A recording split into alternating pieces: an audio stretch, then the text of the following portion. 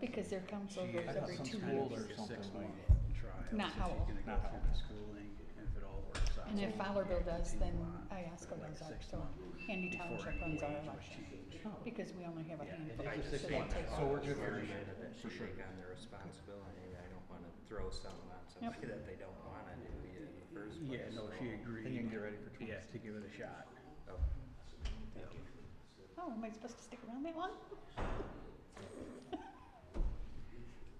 I hope so. You don't want to?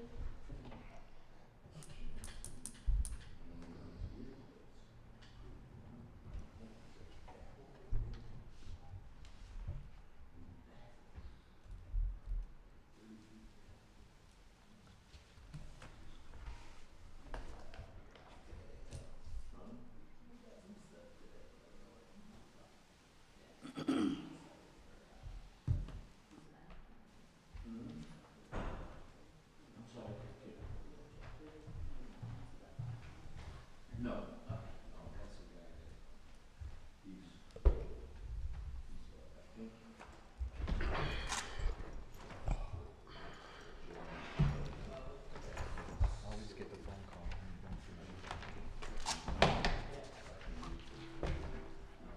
Making noises.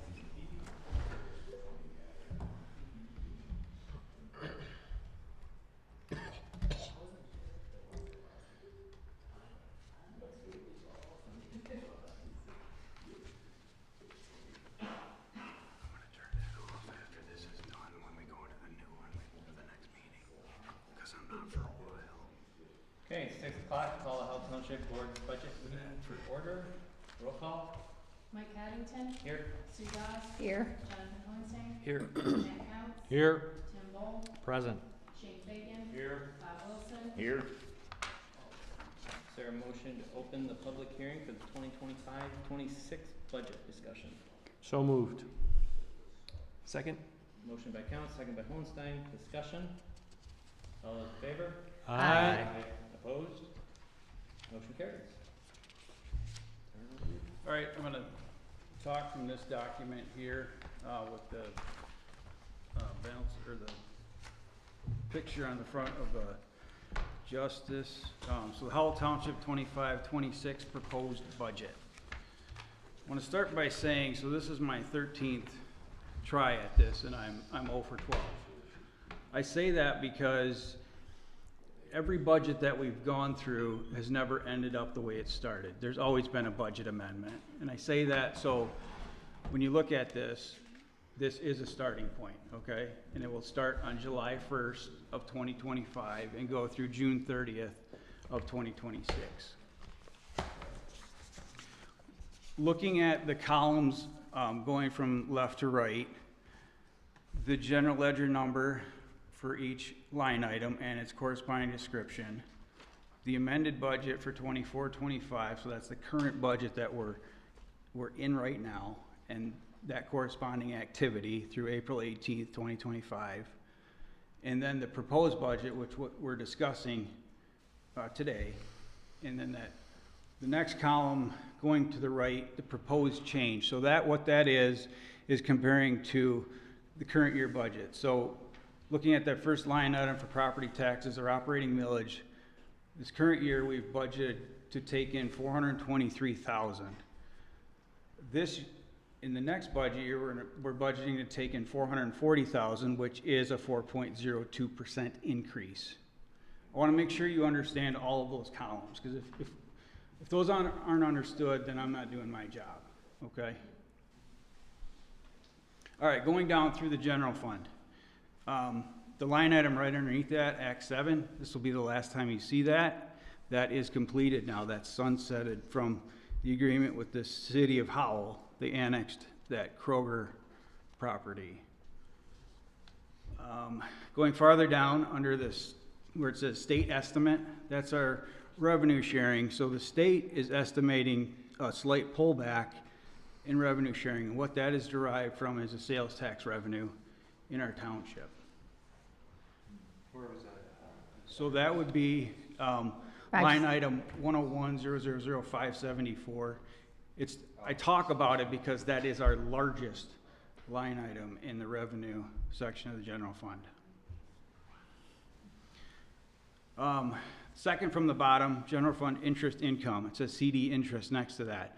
We have a CD that's going to mature in August of '25, and that was for a whole 12 months. We're just gonna recognize it in this budget year, and that's going to yield around 90,000 on its own. So that will definitely fill the void left by the Act 7 income. So I'm budgeting a slight increase of 1.62% for revenues for the general fund.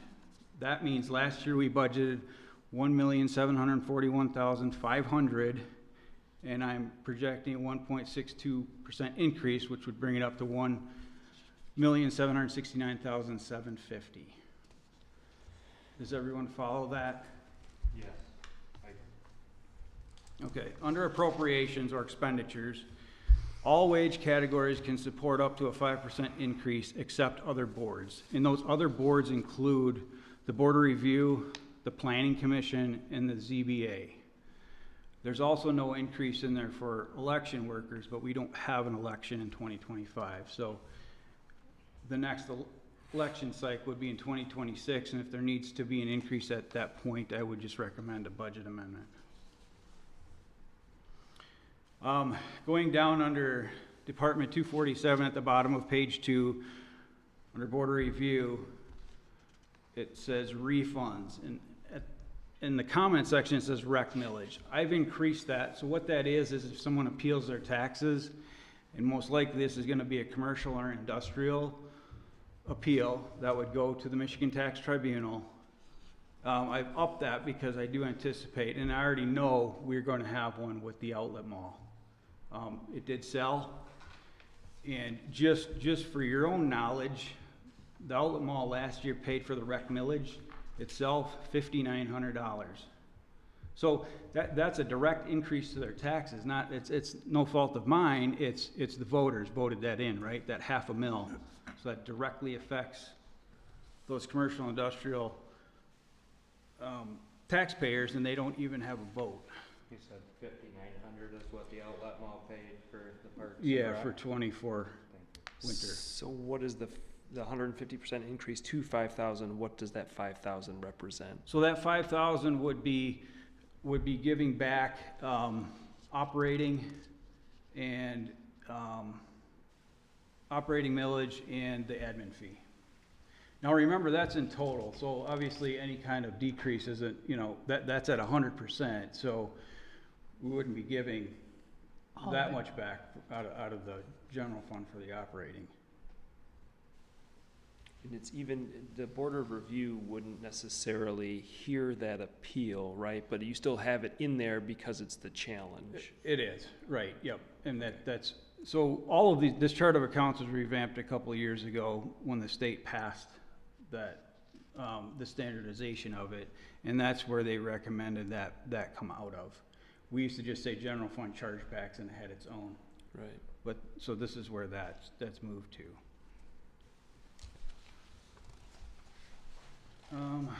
Moving farther down, on page 3, under the assessing department, it says full-time deputy. In the general township board meeting, there will be some human resource minutes that's stating that the deputy assessor, who was also the deputy zoning administrator, has relinquished or given up her duties as the zoning administrator. She's moving over full-time to be the full-time deputy assessor. And with that move, she's taking a 19% pay cut because she's only drawing from one bucket. I asked her to do that because that puts her in line with what another deputy assessor would make in Livingston County. She wasn't happy about it, but she agreed. Moving farther down, any insurance, whether it's health insurance, general liability, there was rate increases across the board.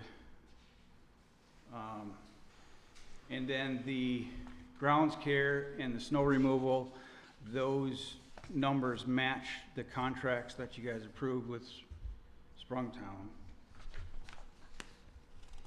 Real quick, the rate increase on the health insurance, that's simply because the company brought That's the Blue rates Care up. Network. Change any, Yeah, no, there was no change to anybody's policy, that is the rate increase.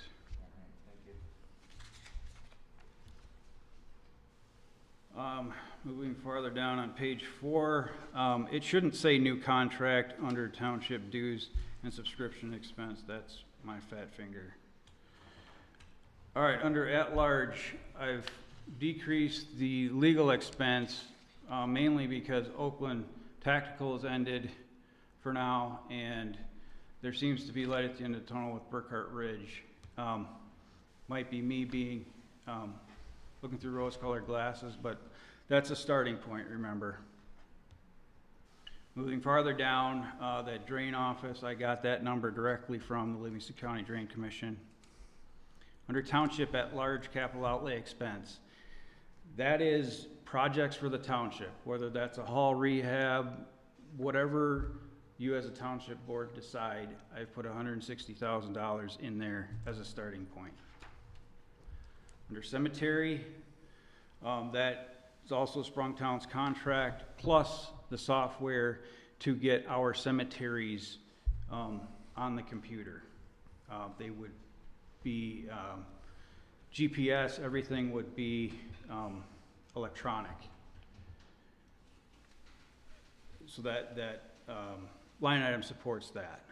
Under planning, I put the comment retainer because we've moved into, with Carlisle Wortman, paying a retainer, but when I did all of the math, it feels like it works out about the same, I guess.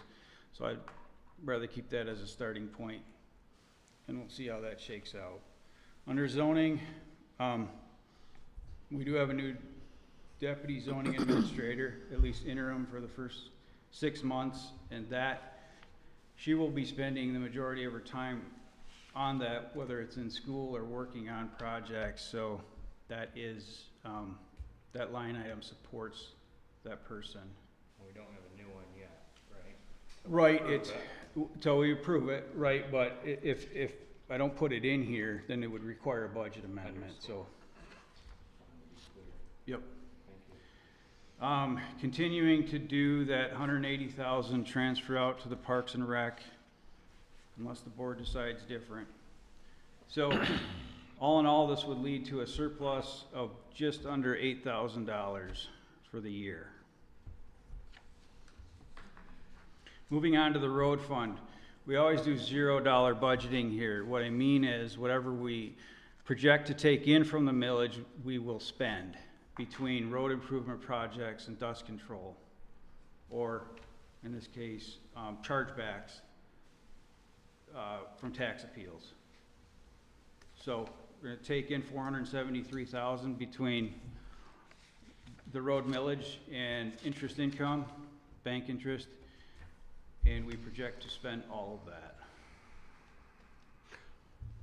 Brent, I have a question on that. I thought we Sure. were looking at maybe holding back some of those expenses on road improvements just so that we would have money. So cover that's always potential your decision. Remember, when I put these paving. numbers in here, that doesn't mean we're going to spend them. Whatever road projects we have on the books, and in this case it's Fleming Road, that cost is in there. For sure. But no, you can, we always, whatever's not spent goes into the fund balance and continues forward. Okay. All right, thank There you. have been years, obviously there was a lot of years when I first started that we didn't spend that, and then there were years that we spent more than we had taken in to catch up on projects, Yeah, so yeah. Okay, thank you. you always have that flexibility. You just budget for zero base. I do, because I think it's appropriate. Whether you guys want to follow that or not, is up to you as a board. Well, it really depends on how bad the roads are, right? Right. Okay. And we do lean on the county for direction with that. The 208, the rec fund, we, obviously the millage has taken over, so we are no longer members of HAPRA here, so that this will look vastly different. we're projected to take in between 180 from the general fund and 25,000 in bank interest, which includes a CD. We would take in 205,000 and basically with no expense, that would go directly into that rec fund balance, which is almost 4 times what we had budgeted this past year. Remember though that we had budgeted that we were going to be full year members of HAPRA, and then the millage happened, right? So right now, as in April, we're projected to put or save 156,000 into. So that is starting to grow with putting 180,000 away each year. And then the final fund, 592. Things of note here: sewer and water 8. Those special assessments are done, completed. So those will be off of everybody's winter tax bill. I've left the sewer and water fees alone. So I'm not exactly sure if we're going to reach those numbers this current year. So with not collecting sewer and water 8, there'll be a slight decrease in budgeted estimated revenue. I mean, not a significant amount.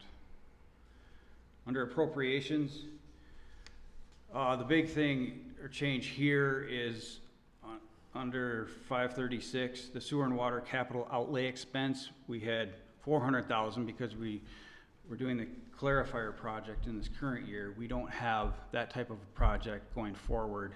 I have left half of that in there for surprises, and including what MHOG has proposed we do. So that covers MHOG's proposal, plus it covers emergencies? Yeah, it should. I mean, well, I mean, if they've got to rehab a pump station, obviously that's going to require a budget amendment, but that's a significant thing. Yeah. But I mean, It leaves a little bit of slush, so we don't have to do a budget amendment if something, a pump or something needs. I mean, there needs to be something in there, so they call us on a Tuesday and it's like, hey, we have this emergency at the plant. We need to go ahead and do this. Definitely. Yeah, it's there, right? I would hate to have to wait for a board meeting or something, or call a special board meeting because there aren't funds to take care of an emergency. Right. And finishing up under 538, the MHOG increase to be able to support that. We've had, we see rate increases with insurance, electricity. One thing to note is all the lines now have been canceled at the plant. We don't have any landlines anymore associated with wastewater, where we used to before we went to KISM at all of the lift stations. Now it's all cell phone and just internet at the plant. So this is a 13% decrease in appropriations, and most of that is that clarifier project. But would still lead to a surplus of 343,000 for the sewer and water. So as a township, estimated revenues would increase by just over 1%, and appropriations would decrease by almost 6%, leaving a surplus township-wide of just over $500,000.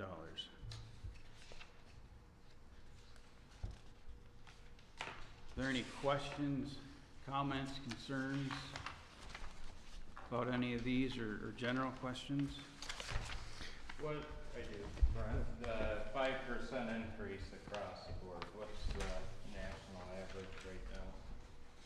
Is there, what's that 5% based on, I guess? Well, it was kind of agreed on in the human resources, or our financial monitoring meeting. Whether you do that or not is completely up to you guys. Okay. What's your guys' reasoning, human resource committee, for a 5% increase, just because cost of living's going up, or? We've always just put in a number, usually 5 to 8 or whatever, and like you said, we don't, that doesn't put the raises in there, it supports any raises that would be recommended to the board. Understand, it's just a budget. Yep. Doesn't mean it's appropriated there. Exactly. Right. And then anything, if you were to go to above that, it obviously would take a budget amendment. It's not, you know. Right. It doesn't support Happens anything all the time. higher than that, right? federal government was 2.5%. I have a hard time understanding why we give raises more than that, you know what I mean?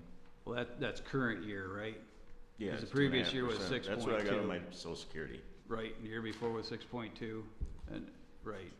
Because it's COLA plus inflation, Federal? cost of living, yeah, that's what your social security is tied to. My social security went up 2.5%. I know, but I get that. I just think that should be adequate. Brent, I did have a question also, going back to the legal expense township at large.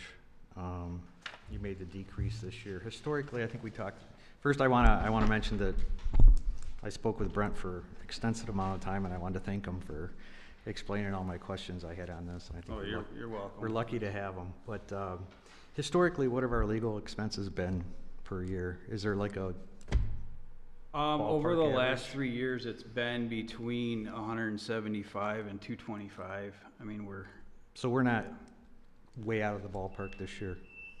no. Thank you.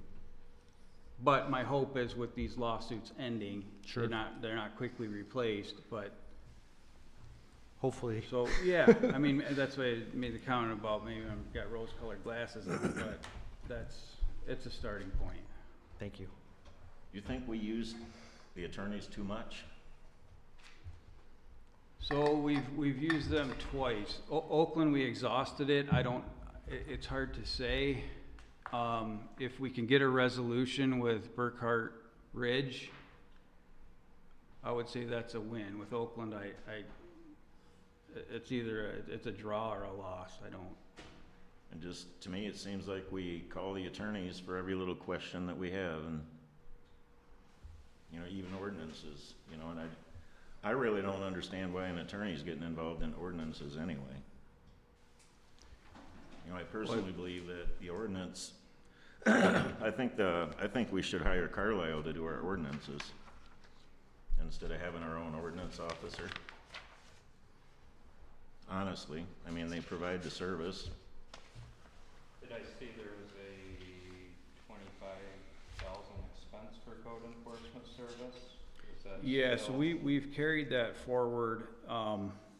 The amount that's used under the activity, that is for the police officer that's at the meetings here. Code enforcement, we really haven't. Jonathan's been picking that up within his zoning duties. We had the judicial group years ago. That's how this actually started. Then we signed a $25,000 contract with the Livingston County Sheriff, and that there was no real benefit for the township for that. And then it went to a vote for the next time and didn't pass, right? We didn't renew the contract, rather. And now it's been kind of sitting there being, dragged forward. Because I know there's a need for it. How that gets tackled is still up for debate. I just don't understand why we get attorneys involved in ordinance violations. It just seems like things should be more black and white, simple. And the ordinance officer ought to be able to, or the zoning administrator ought to be the one to go to court and take care of it. I don't understand why we're paying the attorney fees. Well, we had it with the wellhead protection ordinance. That was a large one, and you'll see that in the regular meeting. Right. Those effects. I mean, so the other part of that is that if you have a formal hearing, the township has to be represented by council. By law? So if it's a informal hearing, then I, as the zoning administrator, whoever is the zoning administrator, can represent the township. Once it goes to that formal hearing, you're represented by council. Just a question on that topic. Isn't it possible for zoning enforcement to be done personally from can a neighbor not pursue a zoning violation or ordinance violation personally without bringing the township into it? I believe I read something recently in one of our legal opinions that that's an option and potentially could alleviate the township's investment into what could be endless, just a thought, or am I on the right track, Jonathan? You seem to. So it is possible for a neighbor to bring up a lawsuit against another neighbor for violating what they believe is a violation of the ordinance. It's fairly new. So yes, it can happen.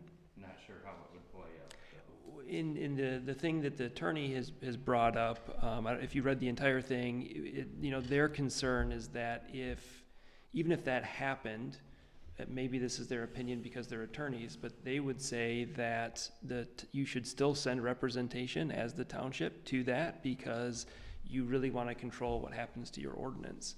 Sure. And to make sure that it's the court's interpreting it correctly and that in the end, the ordinance is protected. So their argument would be that even in such a case, the township should have representation at that hearing and just to monitor to make sure that, nothing's going on that they don't understand or they don't understand a ruling and all that stuff. Would the township be able to just witness the hearing so they could stay in the loop of rulings and such? I know this is not really a Budget, yeah, I was just gonna ask. Sorry. We're gonna run out of time. so- Anyhow, we'll leave it at that, thank you. You got anything further, Brent? I don't, no, Okay, I'm just any other open questions for. Call to the public? Seeing none? Is there a motion to close the public hearing and adjourn? I'll make that motion. I'll second it. Motion by Council, second by Doss, discussion, all those in favor? Aye. Opposed? We are adjourned. Thank you, Brent, as always.